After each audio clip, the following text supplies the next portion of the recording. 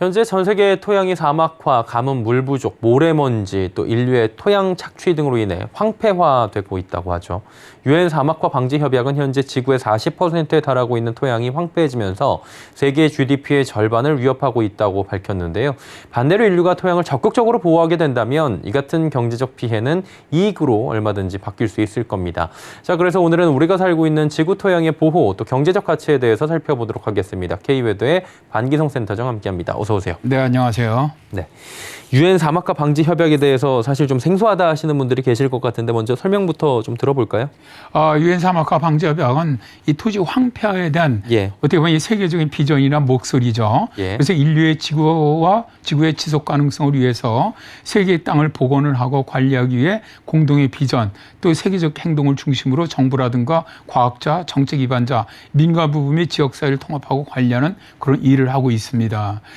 유엔 사막화 방지 협약은 공평하고 포괄적인 방법으로 모든 국민에게 식량이라든가 물이라든가 피난처 및 경제적 기회를 제공하기 위해서 토지 황폐화의 영향을 완화를 하고 내일의 토지 관리를 촉진하기 위한 다자간 어떻게 보면 약속이라고 할 수가 있죠. 현재 급속한 기후변화와 또 다른 지구의 전쟁이라든가 분쟁 등으로 인해서 식량 가격이 급등함에 따라 토지를 좀 보존을 하고 복원하고 또 지속해서 사용하기 위한 노력이 필요하다는 이런 공감이 형성돼 있습니다. 현재 토양의 황폐화가 심각한데요.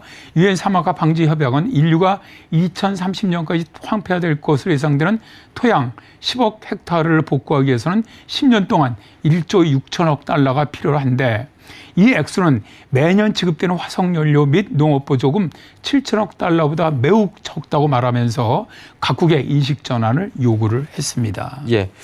이 토양 황폐화, 인류의 토양 혹사도 있겠지만 기후 변화로 인한 토양 황폐화 영향도 굉장히 클 것 같은데 이 부분은 어떻습니까? 그렇습니다. 이제 토양 황폐화의 가장 큰 원인이 가뭄이라고 할 수가 있습니다. 2000년 이후 가뭄이 29% 증가라고 긴급한 조치가 취해지지 않으면 2050년까지 세계 인구의 4분의 3이 가뭄의 영향을 받을 것이라고 이제 유엔 사막화 방지 협약은 주장을 하고 있는데요. 가뭄은 자연재해의 15%를 차지하지만 1970년에서 2019년 사이에 약 65만 명의 사망자를 불러오면서 인명피해는 최고를 기록을 했고요. 2022년 현재 거의 1억 6천만 명의 어린이들이 심각하고 장기적인 가뭄에 노출돼 있습니다. 가뭄으로 인한 경제적 피해는 1998년부터 2017년까지 약 1,240억 달러를 기록을 했고요. 따라서 유엔 사막화 방지 협약은 가뭄으로 인한 피해를 상세하게 전망하고 있는데요. 첫째, 2030년까지 약 7억 명의 사람들이 가뭄으로 인해서 살던 곳에서 쫓겨날 위험에 처할 것이다. 둘째, 2040년까지 4명 중 1명의 아이들이 극심한 물 부족 지역에 살게 될 것이다. 셋째, 2050년까지 가뭄은 세계 인구의 4분의 3 이상의 영향을 미칠 수 있으며 현재의 36억 명에서 증가한 48억에서 57억 명의 사람들이 매년 적어도 한 달 동안 물 부족 지역에 살게 될 것이다. 넷째, 물 부족, 농작물 생산성의 저하, 해수면 상승, 인구 과잉과 같은 다른 요인들과 함께 주로 가뭄으로 인해서 2050년까지 최대 2억 1,600만 명의 사람들이 기후 난민이 될 것이다. 입니다. 예. 그럼 이제 토양 황폐화를 막고 이게 토양의 보호를 받게 될 경우에는 바꿔 생각해 보면 인류의 삶이 좀 획기적으로 좋아질 수 있다. 이렇게 생각해도 되나요? 그렇습니다. 유엔 사막화 방지 협약은 인류가 현재 그대로 이러한 그 황폐를 갖다가 방치를 한다면 2050년까지 토지 황폐는 1,600만 제곱킬로만큼 늘어날 것이며 농업이라든가 목초지, 방목지의 12에서 14%와 자연지역에서 식물 생산성의 지속적인 장기적인 감소가 진행될 것으로 보았어요. 또한 2015년부터 2050년까지 토지 이용 변화와 토지 황폐화로 인해 추가로 69기가톤의 탄소가 배출될 것으로 보았습니다. 그러니까 급속한 기후변화가 발생한다는 것이죠. 그런데 만일 토지 황폐를 막는 복원, 즉 농업이라든가 방목관리라든가 자연재생 지원 등의 시책을 이용을 해서 약 50억 헥타르의 복구가 이루어진다면 2050년까지 대부분의 개발도상국에서 수확량은 기준치에 비해서 5에서 10% 증가할 것으로 예상되고요.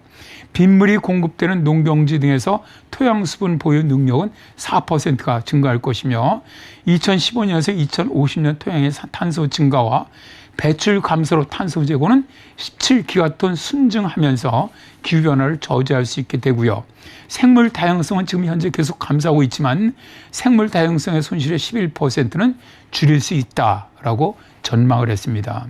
근데 여기에 보건뿐만 아니라 만일 보호까지 시행한다면, 즉 생물 다양성의 중요한 지역의 보호 대책이라든가 수질 규제라든가 토양 및 탄소 자원의 보존이라든가 중요한 생태계 기능의 제공으로 보강된 이런 보건 대책 등을 한다면 2050년까지 추가로 400만 제곱킬로미터의 자연 지역이 더 늘어나게 되고요. 벌목 방지라든가 배수 또는 개조를 통해서 토지 악화를 방지할 수가 있고요. 예상되는 생물 다양성 손실의 약 3분의 1을 줄일 수 있다고 봅니다. 여기에 토지가 저장하게 될 탄소량이 추가로 83기가톤으로 늘어나면서 기후변화도 저지할 수 있게 되는데요. 저장되는 탄소량은 현재 전 세계 배출량의 7년 이상에 해당이 됩니다. 그러니까 토지 황폐를 막고 복원하거나 보호하게 된다면 인류가 얻는 이익은 정말로 엄청나다는 것이죠. 경제적 이익은 매년 125조에서 140조 달러에 달할 것으로 보는데요. 이것은 2021년 세계 GDP 93조 달러보다도 최대 50%가 증가한 것입니다. 유엔 사막화 방지 협약은 향후 10년간 화석 연료와 농업에 지급되는 7조 달러 중에서 1조 6천억 달러만 용도 변경을 해서 토지 복원이라든가 보호에 사용한다면 2030년까지 약 10억 헥타르를 복원하겠다는 현재의 공약을 달성할 수 있다라고 말하고 있는데요. 사실 토지나 산림이나 기타 생태계를 복원하는 것은 지구온난화를 1.5도로 제한하는데 아주 필요한 비용을 3분의 1 이상 줄일 수 있으니까 정말로 매우 큰 이익인 셈이죠. 예, 토양 보호가 주는 의미에 대해서 오늘 자세히 짚어봤습니다. K외도의 반기성 센터장이었습니다. 고맙습니다. 네, 감사합니다.